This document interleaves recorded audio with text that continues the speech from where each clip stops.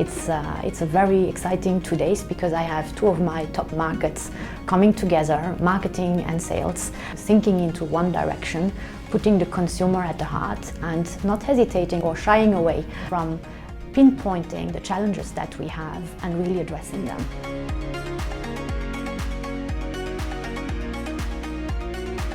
Obviously talking about millennials and what they mean to us as we think about our growth targets for the future.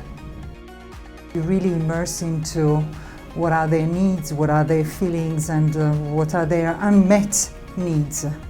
So it has been a good journey.